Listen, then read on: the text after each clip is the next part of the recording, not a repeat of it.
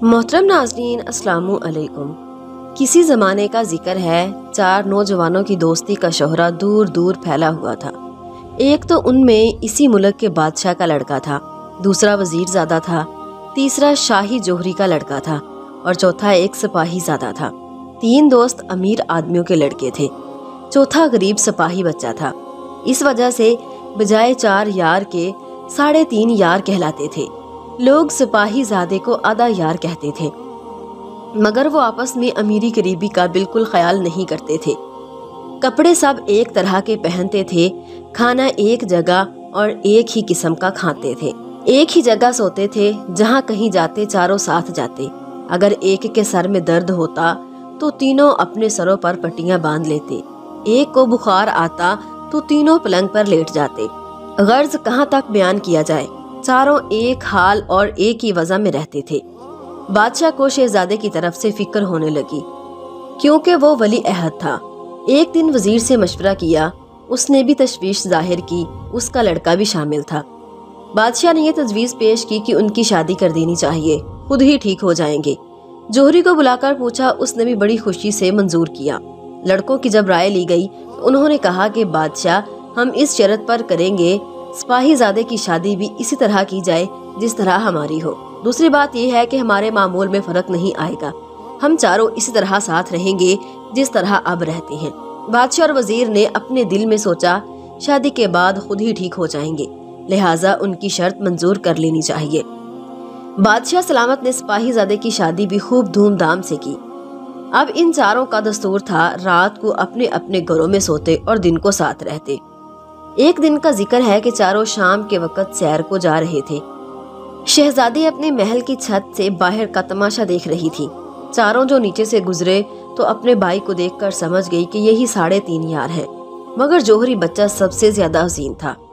कहानी किस्सों में जोहरी के लड़के को जोहरी बच्चा कहते हैं और वो हसीन भी जरूर होता है। अच्छा, तो फिर क्या हुआ?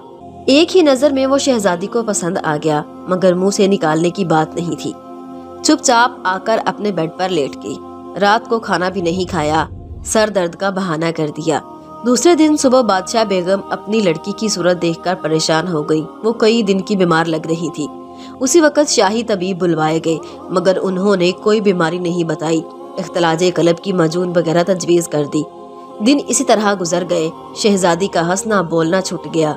दिन रात जोहरी बच्चे का ख्याल उसके दिमाग में बसा रहता।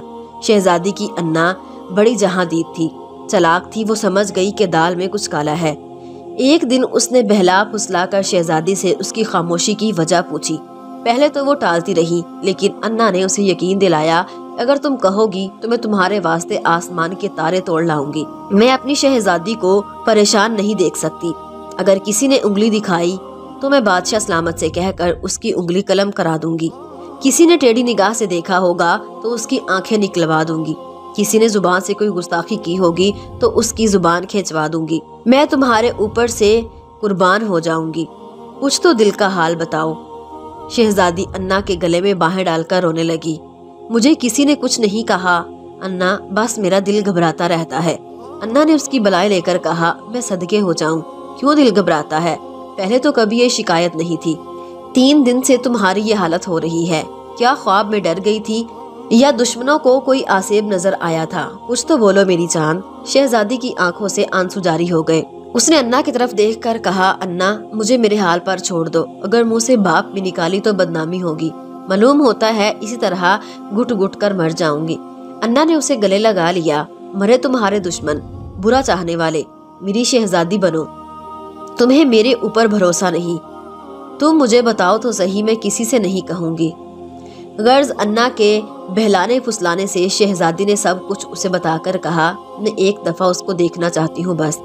अन्ना ने उसकी बलाई लेकर कहा, मैं सदके हो जाऊं, ये क्या मुश्किल बात है। मैं कल ही उसको ले आऊंगी और किसी को कानो कान खबर न होगी। शहजादी अन्ना से लिपट कर रोने लगी। मेरी अन्ना, देखो मेरी बदनामी ना हो। अम्मी जान, घर की लोंडियों और मुकलियानियों के कानों तक भनक न पहुंचने पाए। अगर अब्बा हुजूर को खबर हो गई तो मुझे कत्ल कर देंगे। अन्ना ने उसे तसल्ली और तशफी दी और कहा, शहजादी बेगम, तुम अपनी हालत दुरुस्त कर लो, पहले की तरह खाओ पियो हंसो बोलो। अभी तक बादशाह सलामत को तुम्हारी खामोशी का हाल नहीं मालूम हुआ। ورنہ وہ وزیر سے مشورہ کریں گے، بات بڑھے گی، لوگ خدا جانے کیا کہیں گے کیا نہ کہیں۔ میں آج سے ہی کوشش شروع کرتی ہوں۔ شہزادی نے اٹھ کر منہ ہاتھ دھو لیا، لباس تبدیل کیا اور اپنی ماں کے پاس آ کر بیٹھ گئی۔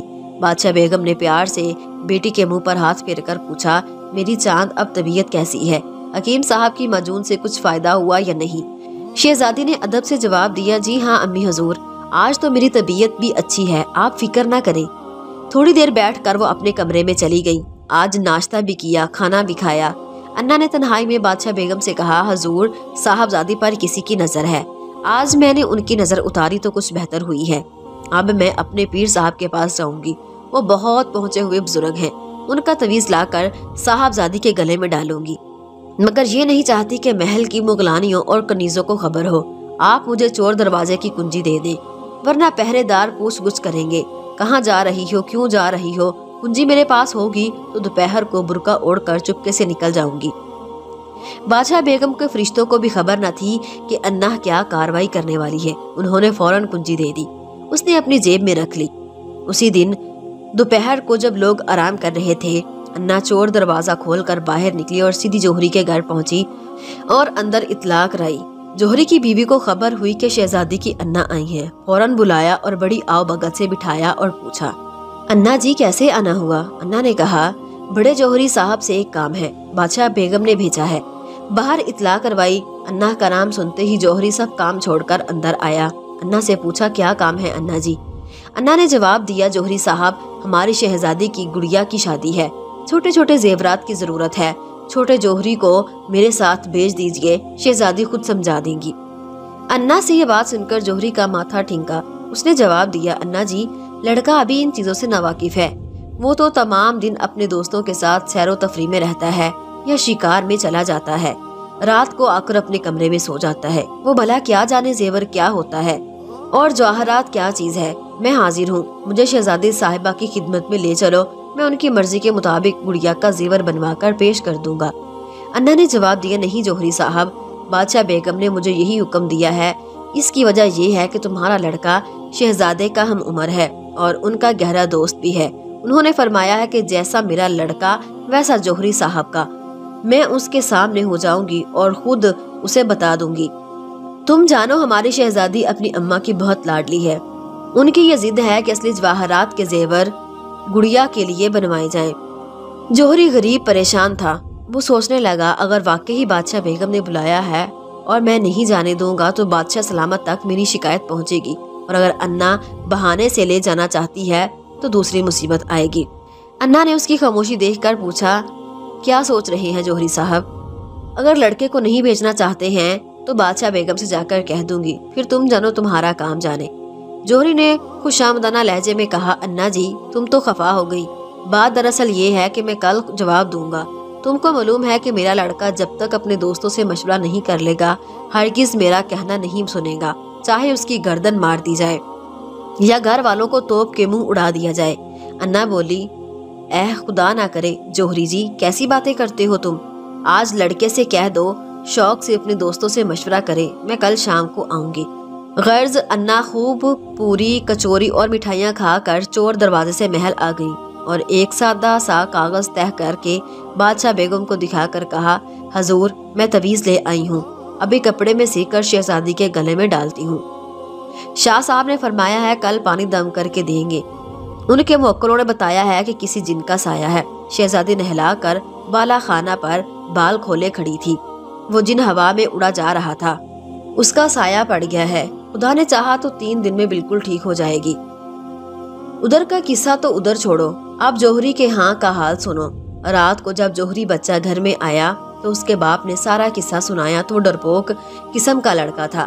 اس نے اپنے باپ سے کہا، پتا جی آپ نے صاف جواب دے دیا ہوتا، میں بادشاہ بیگم سے کیا بات کروں گا، مجھے زیور وغیرہ سے متعلق کچھ خبر نہیں۔ دوسری بات یہ ہے کہ میں اپنے دوستوں سے پوچھوں گا، ان میں شہزادہ بھی ہے، وہ نامعلوم کیا سمجھے، میں تو اس وقت پریشان ہو گیا ہوں۔ جوہری بولا، پریشان تو میں بھی ہوں، وہ انا کل شام کو آئے گی، تم صبح اپنے دوستوں سے مشورہ کر کے مجھے بتا دینا، جو کچھ کہیں وہ کرنا۔ اچھا بھائی، قصہ مختصر۔ دوسرے دن صبح سب سے پہلے جوہری بچہ نے اپنے دوستوں سے سارا قصہ بیان کیا اور کہا، اب بتاؤ میں کیا کروں، مجھے تو اس طرح चोरी से महल में जाते हुए डर लगता है। सिपाही ने हंसकर कहा, अबे डरने की क्या बात है, जरूर जा, तेरी तो किस्मत जाग गई, बहुत सा इनाम मिलेगा। वजीरजादा बोला, मेरी भी यही राय है, बादशाह बेगम का हुक्म बजा लाओ। शहजादा सोच में पड़ गया। उसे अपनी माँ की जुबानी शहजादी की खामोशी का हाल सुना था। घर में गुड़िया की शादी का कोई तज़किरा नहीं था। जरूर अन्ना की चालाकी है। हर हाल अब तो मुझे भी यही मशवरा देना पड़ेगा। उसने जौहरी बच्चा से कहा, जरूर जाओ, कोई नागहानी मुसीबत पड़े तो हम तुम्हारे साथ हैं। दूसरे दिन अन्ना दोपहर को फिर जौहरी के यहाँ आई। उसने कहा, अन्ना जी, लड़का राजी है, जिस वक्त तुम्हारा दिल चाहे अपने साथ ले जाओ। अन्ना बहुत खुश हुई और कहा, रात को ठीक 8 बजे मैं आऊंगी। दिन को लोग देखेंगे। बादशाह बेगम ने लड़की की जिद पूरी करने को ये काम किया है। बादशाह सलामत को इतला नहीं है, वो इन फजूल खर्चियों को पसंद नहीं करते। तुम जानो, माँ की ममता बड़ी होती है। वो मजबूर हो गई। गर्ज इस किस्म की चकनी चुपड़ी बातें बनाकर चली गई। जौहरी पुराना गाहक था, समझ गया कि दाल में कुछ काला है। भगवान इज्जत रखने वाला है। 8 बजे ये चारों दोस्त जौहरी के यहाँ जाकर बैठ गए और उनका इंतजार करने लगे। सिपाहीजादे ने जौहरी बच्चे को खूब कीमती लिबास पहनाया और एक जमुर्द और हीरो का कंठा उसके गले में डाला। जौहरी ने बादशाह बेगम के वास्ते हीरो का गुलूबंद और शहजादी के लिए याकूत के हार नजर करने के लिए बेटे को दिया। 9 बजे अन्ना आई। बहुत माजरत की और जौहरी के लड़के को बाहर से बुलवाया। उसके दोस्तों ने कहा, तुम चलो, पीछे से हम भी आते हैं, बाहर खड़े रहेंगे, मगर अन्ना को खबर न होने पाए, हम तुम्हारी मदद के लिए मौजूद रहेंगे। शहजादा बिल्कुल खामोश था, मगर दोस्ती का हक निभा रहा था। अन्ना जौहरी बच्चा को साथ लेकर चली गई। कुछ फासले पर तीनों दोस्त भी थे। सड़क पर बिल्कुल सन्नाटा था। कोई 10 बजे होंगे। अन्ना चोर दरवाजे से जौहरी बच्चा को लेकर महल में दाखिल हो गई और अंदर से कुंडी लगा ली। ये तीनों बाहर खड़े हो गए।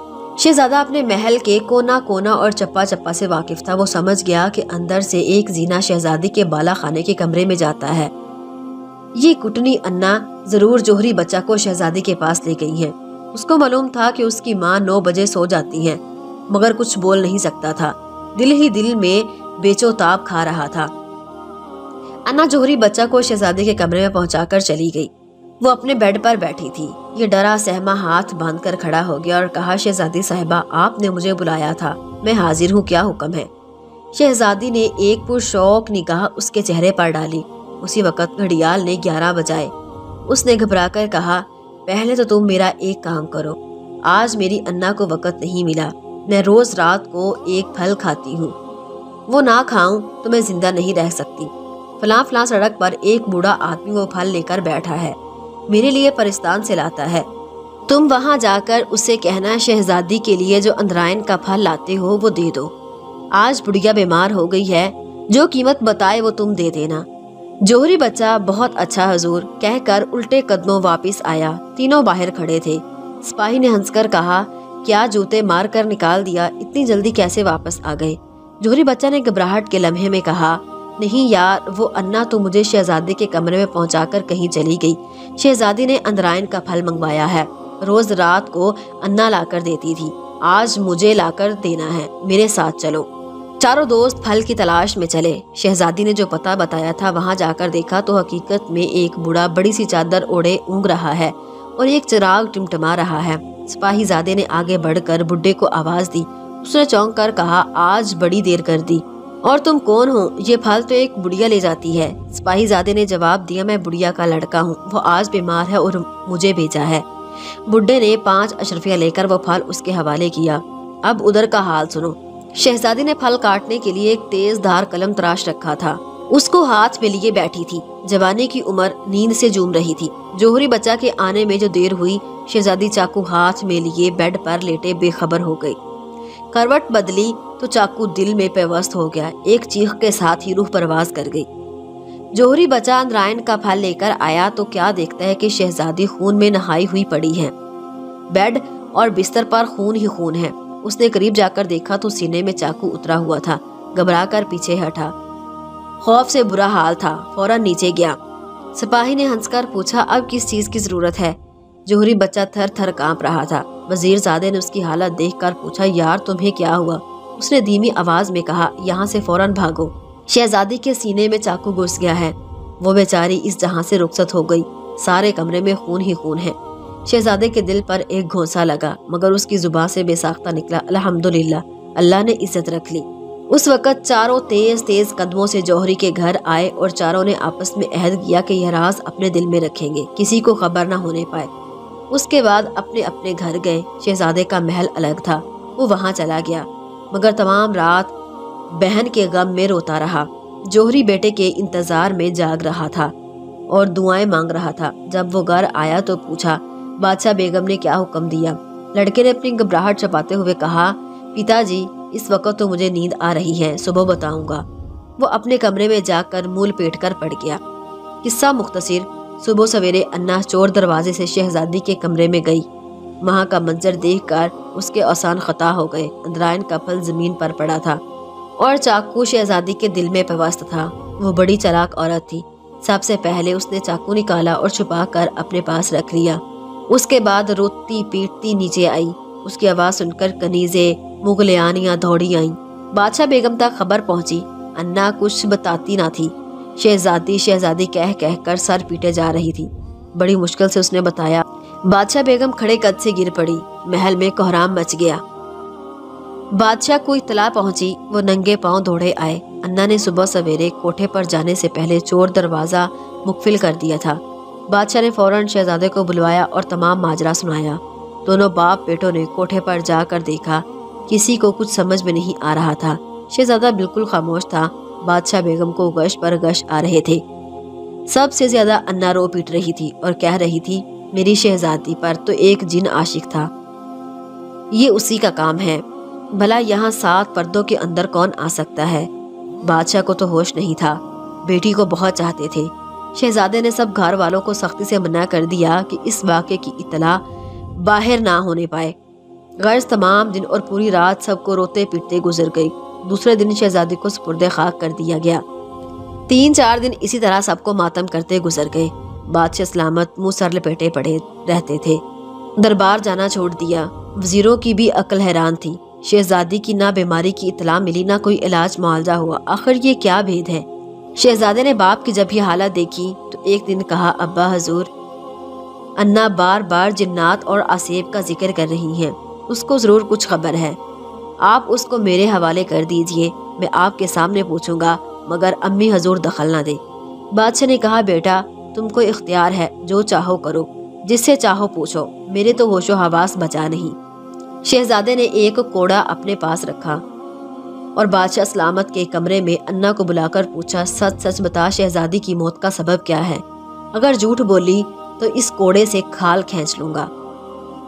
انا رونے لگی، بھلا حضور مجھے کیا خبر، میں تو معمول کے مطابق اندرائن کا پھل شہزادی صاحبہ کے پاس رکھ کر نیچے چلی آئی تھی۔ صبح جا کر دیکھا تو ان کو اس حال میں پایا۔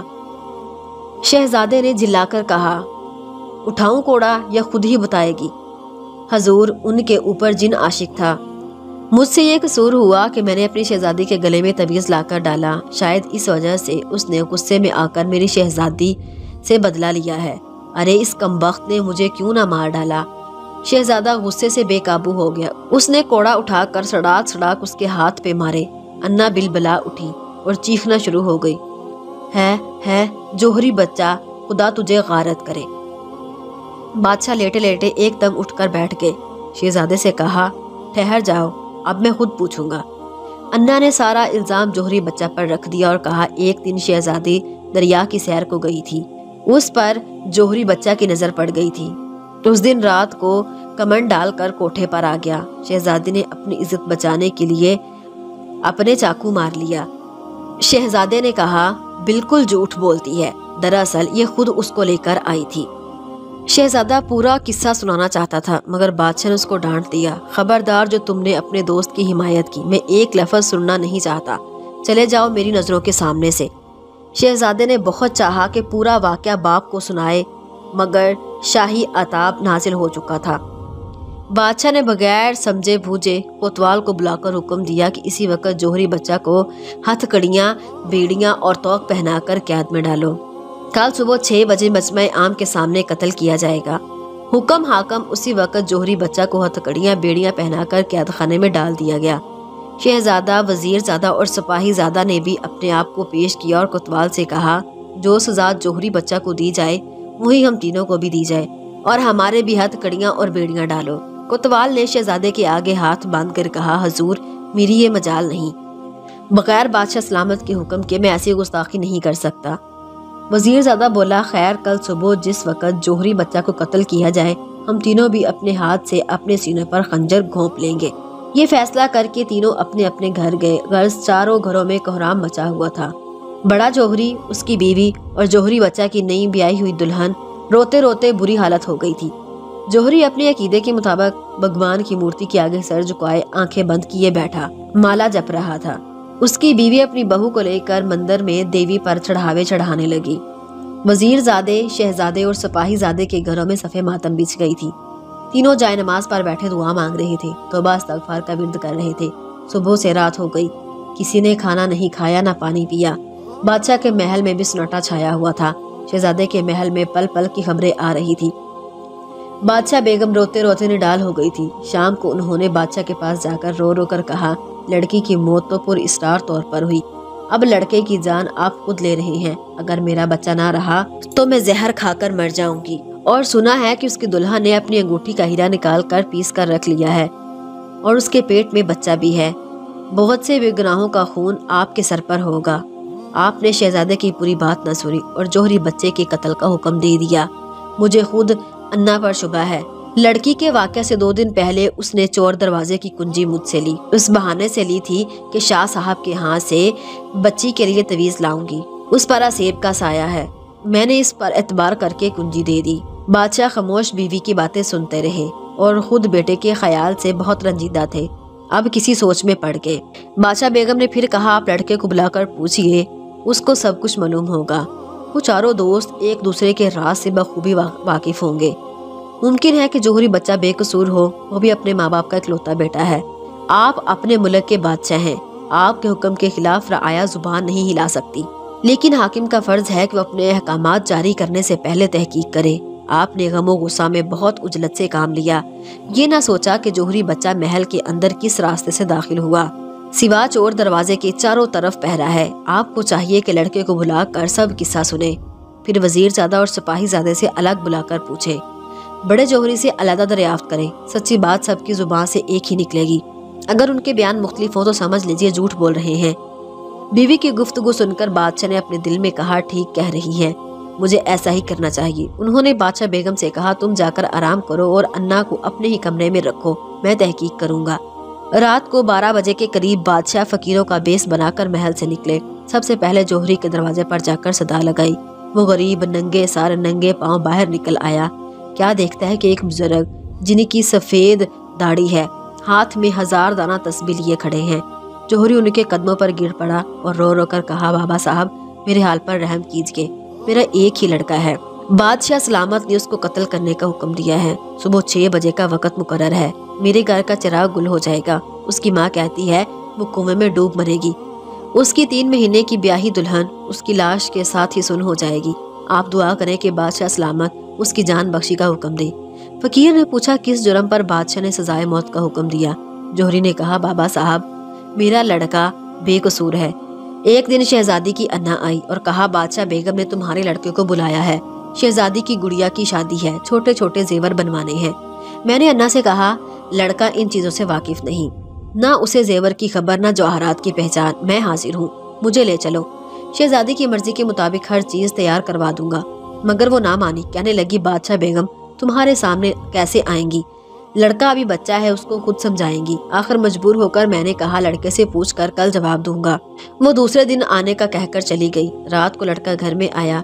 मैंने उससे जिक्र किया, वो डर गया। उसने कहा, मैं बगैर अपने दोस्तों के मशवरा किए जवाब नहीं दे सकता। गर्ज दूसरे दिन लड़के ने कहा, मेरे दोस्तों में 3.5 यार की दोस्ती की शोहरत है। शहजादा, वजीरजादा, मुझ बदबख्त का लड़का और सिपाही का लड़का। गर्ज दूसरे दिन लड़के ने कहा, मेरे दोस्तों ने इजाजत दे दी है, थोड़ी देर के लिए मिल आऊं। उस दिन रात को 9 बजे अन्ना आई और लड़के को साथ लेकर चली गई। मुझे तशवीश पैदा हुई कि रात को क्यों लेकर गई है।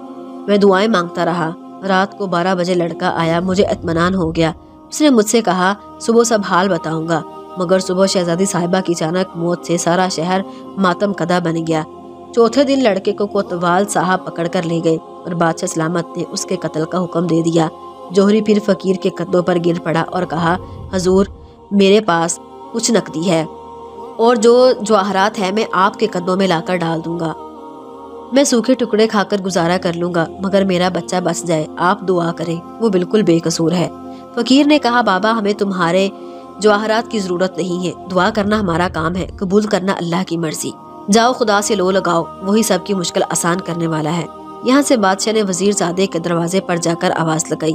وہ بھی ننگے سر ننگے پاؤں گھبرایا ہوا باہر نکل آیا اور فقیر کے آگے ہاتھ جوڑ کر کہنے لگا، بابا شاید اللہ تعالیٰ نے آپ کو ہماری مدد کے لیے بھیجا ہے، جوہری بچہ بالکل بے قصور ہے، شہزادی کی انا اس کو مجبور کر کے لے گئی تھی، وہ ہم لوگوں سے مشورہ کر کے گیا تھا، بادشاہ سلامت نے اس کو قتل کا حکم دے دیا ہے، اس نے شہزادی کو قتل نہیں کیا، میرے پاس جو کچھ روپے پیسہ ہے میں آپ کی نظر کرتا ہوں، ہم 4 دوست ہیں، شہزادہ جوہری بچہ، سپاہی زادہ اور میں، ہم تینوں نے یہ فیصلہ کر لیا کہ اس کے بعد ہم زندہ نہیں رہیں گے، اسی وقت اپنے آپ کو خنجر مار کر مر جائیں گے، آپ دعا کیجئے کہ بادشاہ سلامت جوہری بچہ کو معاف کر دے، ورنہ 4 گھر برباد ہو جائیں گے۔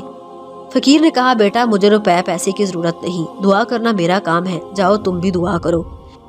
اب فقیر سپاہی زادہ کے دروازے پر آیا، وہ دیوانوں کی طرح دوڑا آیا اور فقیر کے قدموں میں گر پڑا، حضور جوہری بچے کو بچا لو، میرے پاس جو کچھ بھی ہے سب آپ اللہ کی راہ میں دے دیجئے، وہ بے قصور ہے، انا اس کو زبردستی لے کر گئی تھی، خدا جانے کس طرح شہزادی کو چاقو لگ گیا، ہم چاروں 11 بجے رات کو اندرائن کا پھل لے کر آئے تھے، جوہری بچہ بالا خانے پر پھل لے کر گیا، اسی وقت ہانپتا ہانپتا الٹے قدموں واپس آیا، شہزادی خون میں لت پت پڑی تھی، چاقو اس کے دل میں پیوست تھا، آپ یقین مانیں اس نے قتل نہیں کیا۔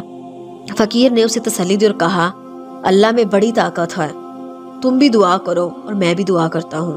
اب فقیر شہزادے کے دروازے پر آیا اور صدا لگائی، وہ بھی اس کے آواز پر گھبرایا ہوا باہر نکل آیا، بال بکھرے ہوئے تھے، رو رو کر آنکھیں سوج گئی تھی، فقیر کے آگے ہاتھ باندھ کر کہا، بابا جی میں اس ملک کا ولی عہد ہوں، میری جو کچھ جاگیر اور دولت ہے وہ میں آپ کی نظر کرتا ہوں، آپ راہ خدا میں لٹا دیجیے اور جوہری بچے کے حق میں دعا کیجیے، بادشاہ نے اس کے قتل کا حکم دیا ہے، وہ بالکل بے قصور ہے۔ فقیر نے کہا، بیٹا یہ بات میری سمجھ میں نہیں آئی کہ بادشاہ سلامت نے بے قصور لڑکے کے قتل کا حکم کیوں دے دیا ہے، اس نے کوئی بڑا جرم کیا ہوگا۔ شہزادے نے جواب دیا، بابا اس نے کوئی جرم کا کام نہیں کیا، ہم 4 دوست، ایک جان 4 قلب سمجھیے، ایک کا راز دوسرے سے پوشیدہ نہیں رہ سکتا، جو کچھ واقعہ گزرا ہے میں صحیح عرض کرتا ہوں، آپ روشن ضمیر بزرگ ہیں، میرا جھوٹ سچ آپ کو خود ہی معلوم ہو جائے گا۔ شہزادی میری سگی بہن تھی، ایک دن اس کی انا اس کی رازدار تھی، بڑے جوہری کے پاس گئی اور اس سے کہا، جوہری بچہ کو بادشاہ بیگم نے بلایا ہے، شہزادی کی گڑیا کی شادی ہے، زیور بنوانے ہیں۔ بڑے جوہری نے ہر چند انکار کیا اور کہا کہ میں چلوں گا، مگر اس نے کہا، تمہارے سامنے بادشاہ بیگم نہیں آئے گی، تمہارا لڑکا بھی بچہ ہے، اسی کو بلایا ہے۔ جوہری خاموش ہو گیا، اس نے کہا، لڑکے سے پوچھ کر جواب دوں گا۔ اس نے ہم لوگوں سے پوچھا، ہمیں کوئی اعتراض نہ ہو، کیونکہ بادشاہ بیگم یعنی میری والدہ نے بلایا ہے۔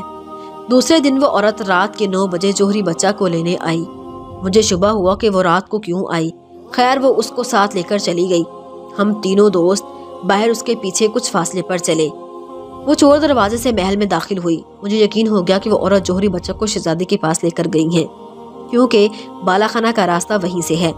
غصہ سے میرا خون کھولنے لگا مگر خاموش رہا۔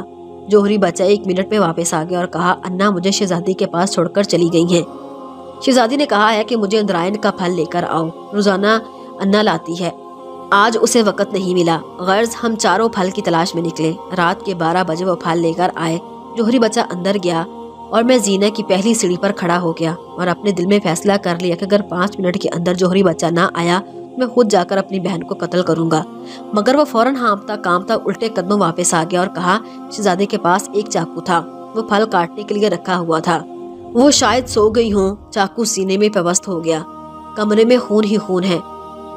میں فوراً اوپر گیا، وہاں جا کر دیکھا تو میری بہن کے ہاتھ میں چاقو تھا، وہ کروٹ سے لیٹی تھی، چاقو کی نوک اس کے سینے میں پیوست تھی۔ شہزادے کی آنکھوں میں آنسو جاری ہو گئے، اس نے کہا، بابا میں نے آپ کو سب حالات سنا دیے، آپ دعا کیجیے بادشاہ سلامت اس کو معاف کر دے، ورنہ صبح 4 بے گناہوں کا خون ہوگا، ہم تینوں دوست بھی اپنے خنجر مار لیں گے اور 4 لاشیں ایک ساتھ ہی نکلیں گی۔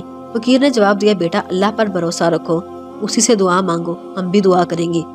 یہ کہہ کر فقیر نے اپنی راہ لی۔ صبح کے 4 بجے تھے، चारों घरों में कोहराम मचा हुआ था। 5 बजे से लोग मैदान में जमा होना शुरू हो गए।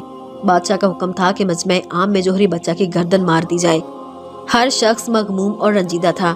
जौहरी बच्चा की नौजवानी और खूबसूरती का ख्याल करके लोगों की आंखों में आंसू थे। बूढ़ा जौहरी अपने बेटे के आखिरी दीदार के लिए 2 आदमियों के सहारे से मक्तल में आया। एक रात में उसकी कमर झुक गई थी। 6 महीने का बीमार मालूम होता था। उसको देखते ही लोग चीखे मार मार कर रोने लगे। शहजादे, वजीरजादे और सिपाहीजादे ने अपने अपने गिरेबान चाक कर दिए थे। तीनों के हाथों में खंजर थे। मक्तल से थोड़े फासले पर संदल की लकड़ों से चिता बनाई गई थी। सैकड़ों घी के डब्बे रखे गए थे। वजीर मुंह पर हाथ रखे हिचकियों से रो रहा था। 6 बजे के करीब सिपाही जौहरी बच्चा को कैद खाने से निकाल कर लाए। वो जंजीरों से जकड़ा हुआ था, जर्द रंगत हो गई थी। बड़े जौहरी ने बेटे को देखते ही खौफनाक चीख मारी और गश खाकर जमीन पर गिर पड़ा।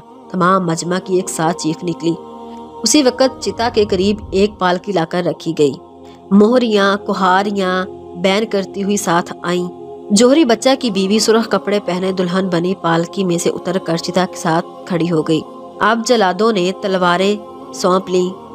ठीक 6 बजे घंटा बजाने वाले आगे बढ़ा। उसने अपना हाथ ऊंचा किया ताकि जरब लगाए। शहजादा वजीरजादा ने अपने अपने खंजर की नोकें दिल पर रख ली। वजीर ने आंखें बंद कर ली। हर शख्स का सांस ऊपर का ऊपर और नीचे का नीचे था। यकायक बादशाह के महल की तरफ से एक घोड़ा नमूदार हुआ। सरपट घोड़ा दौड़ता आ रहा था। उसका एक हाथ ऊपर उठा हुआ था। रियबा आवाज बुलंद कह रहा था, ठहरो ठहरो। एक शख्स उधर देखने लगा। करीब आकर उसने कोतवाल से कहा, बादशाह के हुक्म सानी का इंतजार करो। जलादों ने अपनी अपनी तलवारें झुका ली। कुछ देर के बाद मजमे पर सन्नाटा छा गया। लोगों के हाथ खुद ब खुद दुआ के लिए उठ गए। चौकीदारों की आवाजें आना शुरू हो गई। बा अदब बा मुलाहिजा हजूर बादशाह सलामत तशरीफ ला रहे हैं। मजमा में हलचल मच गई। लोगों ने दोनों तरफ सिमट कर रास्ता छोड़ दिया। बादशाह घोड़े से उतरे और सीधे जौहरी बच्चा के पास पहुंचे। जलादों को हुक्म दिया कि तलवार म्यान में कर लो। कोतवाल से कहा, अभी जौहरी बच्चा की जंजीरें खोलकर उसको आज़ाद कर दो और मजमे को हुक्म दो, अभी सब मौजूद हैं।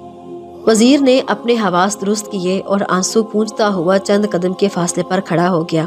बादशाह बड़े जौहरी के पास आए। उसका हाथ पकड़कर उठाते हुए कहा, उठो, तुम्हारा बेटा आज़ाद हो गया है, हमने उसको माफ़ कर दिया। जौहरी ने फटी फटी आंखों से बादशाह को देखकर उठकर कदम पकड़ लिए। हजूर, मैं ख्वाब तो नहीं देख रहा। बादशाह ने उसको गले लगा लिया और जौहरी बच्चा को बुलाकर उसका हाथ बाप के हाथ में देकर कहा, लो अपने बेटे को। शहजादा, वजीरजादा और सिपाहीजादा बादशाह के कदमों में गिर पड़े। बादशाह ने उठाकर सबको गले लगाते हुए कहा, तुम चारों की दोस्ती का आज मैं कायल हो गया। थोड़ी देर के बाद क्या देखती हैं कि शहजादी की अन्ना को ख्वाजा सिराग घसीटते हुए ला रहे हैं। तमाम मजमा परेशान होकर देखने लगा। बादशाह ने खुद जलादों को हुक्म दिया कि फौरन इस औरत का सर कलम कर दो। हुक्म की देर थी कि बुढ़िया की गर्दन कट कर दूर जा पड़ी। हर शख्स सख्ते के आलम में था। बादशाह ने मजमे आम में ऐलान किया कि हमारी सल्तनत में पहले 3.5 यार मशहूर थे, आइंदा से 4.5 यार कहलाएंगे। हम भी इन चारों लड़कों की दोस्ती में शामिल होते हैं। उसके बाद सब खुशी खुशी अपने अपने घर गए। जौहरी ने इस कदर खैरात की कि उसके मोहल्ले में कोई गरीब न रहा। शहजादे की बीवी को बादशाह बेगम ने अपने पास बुला लिया था। उन्होंने रात को अन्ना से सही हालात मालूम करके सुबह 5 बजे ही बादशाह को सुना दिए थे। शहजादा सीधा अपनी माँ के पास आया। वजीरजादा और सिपाहीजादा भी अपने अपने घर गए। दूसरे दिन बादशाह ने इन चारों लड़कों को बुलाकर कहा, आज से हम भी तुम्हारे साथ शामिल हो गए। चारों ने हाथ बांध कर कहा, हजूर, हमारे साथ शामिल होने का ख्याल छोड़ दे, हजूर की शान के खिलाफ है। इसके अलावा हजूर को बहुत तकलीफ होगी। मगर बादशाह ना माने। लड़कों को खामोश होना पड़ा। वजीर वगैरह हैरान थे कि बुढ़ापे में जहां पना को ये क्या सूझी। सींग कटा कर बछड़ों में शामिल हो गए हैं, मगर कौन बोल सकता था। बादशाह ने हुक्म दिया, इस खुशी में एक जश्न मनाया जाए, शहर में चरागा किया जाए। गर्ज बहुत बड़ी दावत का इंतजाम किया गया। जागीरदार, मुंसफदार, रईस, अमीर, सैकड़ों मुअज़्ज़ज़ लोगों को बुलाया गया। दूर दूर से मशहूर गाने वाले बुलाए गए। दावत ताम के बाद नाच रंग की महफिल जमी हुई थी कि अचानक सिपाहीजादा के दिल में दर्द उठा। वह मछली की तरह तड़पने लगा। तीनों दोस्त सख्त परेशान हुए। तीनों ने रोना शुरू किया। उनको आपस में खास लगाव था, बेइख्तियार रो रहे थे। बादशाह भी बज़ाहिर अपनी परेशानी का इजहार कर रहे थे। रोना नहीं आ रहा था। انہوں نے سب کی نگاہ بچا کر کان کا میل آنکھوں میں لگا لیا تھا۔ پانی بہنے لگا، آنکھیں سرخ ہو گئی۔ دعوت میں شاہی طبیب بھی موجود تھے، اپنی اپنی تشخیص کرنے لگے، مگر مرض کسی کی سمجھ میں نہیں آیا۔ سپاہی زدہ چیختے چیختے نڈال ہوا جا رہا تھا۔ تینوں دوستوں نے اصرار کیا، خدا کے واسطے کچھ تو منہ سے بولو، کیا تدبیر کی جائے، کس کی دوا کرے؟ اس نے جواب دیا، بھائیو، جب تک بادشاہ بیگم میرے دل پر ہاتھ نہیں رکھیں گی درد نہیں جائے گا۔ یہ سننا تھا کہ بادشاہ کو طیش آ گیا۔ انہوں نے برہم ہو کر کہا، مردود، تیری یہ مجال ہو گئی، گدی کے پیچھے سے زبان کھینچ لوں گا، گستاخ، بے ادب۔ بادشاہ فوراً کھڑے ہو گئے۔ تمام حاضرین محفل پر سکوت طاری ہو گیا۔ سپاہی زدہ فوراً کھڑا ہو گیا اور ہاتھ جوڑ کر کہا، حضور، گستاخی کی معافی چاہتا ہوں۔ ہم نے پہلے ہی عرض کیا تھا کہ حضور ہمارے ساتھ دوستی نہیں نبھا پائیں گے، میری یہ مجال نہیں تھی۔ خدا نہ خواستہ بادشاہ بیگم کو یہاں بلاؤں، ہم صرف حضور کی دوستی آزمانا چاہتے تھے۔ بادشاہ نے برہم ہو کر کہا، تمہاری گستاخی کی سزا یہ ہے کہ صبح ہونے سے پہلے چاروں ہمارے ملک سے باہر نکل جاؤ۔ وزیر اعظم نے آگے بڑھ کر کچھ کہنا چاہا، مگر بادشاہ نے روک دیا۔ خبردار، کوئی بات ہم نہیں سننا چاہتے، سورج نکلنے سے پہلے یہ چاروں شہر سے بدر ہو جائیں۔ اتنا کہہ کر بادشاہ محل میں چلے گئے۔ تمام مہمان وغیرہ خاموشی سے اٹھ گئے۔ یہ چاروں دوست اپنے اپنے گھروں میں آئے اور سفر کی تیاریاں کرنے لگے۔ جو کچھ روپے پیسہ ساتھ لے جا سکتے تھے وہ تھیلیوں میں لیا۔ ان کی بیویوں نے خشک میوے ساتھ کر دیا۔ غرض گھر والوں کو روتا دھوتا چھوڑ کر گھوڑوں پر سوار ہوئے اور رات کے اندھیرے میں جس طرف منہ اٹھا چل پڑے۔